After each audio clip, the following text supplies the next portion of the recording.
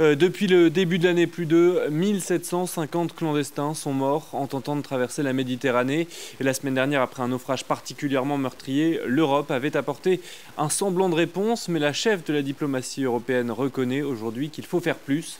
Nous sommes en ligne avec Salvatore Parata. Vous êtes chef du bureau européen de la Fédération internationale Terre des Hommes. Bonsoir, merci d'être avec nous. Bonsoir. D'après vous, que peut faire de plus l'Europe? C'est une action commune qu'il faut ou État par État? Alors, tout d'abord, mettre une priorité absolue sur la question des opérations de sauvetage en mer.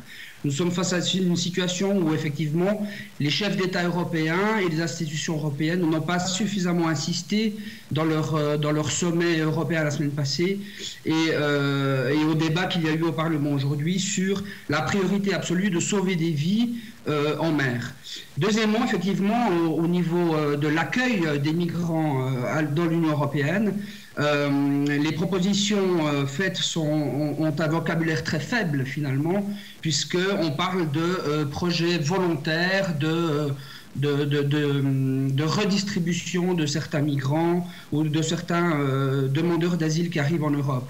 Donc finalement, si on lit et on écoute les débats qui ont eu lieu depuis le début du mois, on voit qu'effectivement les politiques européennes et surtout au plus haut niveau les chefs d'État n'ont pas pris la mesure peut-être de ce qui va encore arriver les prochains mois, mais surtout n'ont pas pris leurs responsabilités politiques d'après notre analyse. Dans votre dernier communiqué, enfin dans celui de votre organisation Terre des Hommes, vous demandez des corridors humanitaires d'urgence. De quoi s'agirait-il précisément, concrètement?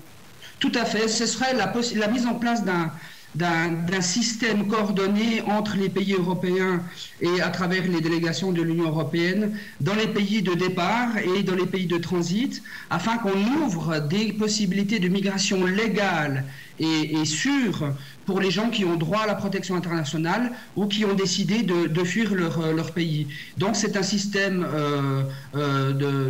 effectivement, on les appelait corridors humanitaires, c'est-à-dire éviter que ces gens soient poussés à traverser la mer sur les embarcations comme on l'a vu jusqu'à maintenant. C'est-à-dire mettre en place des systèmes à partir du pays d'origine ou de transit d'un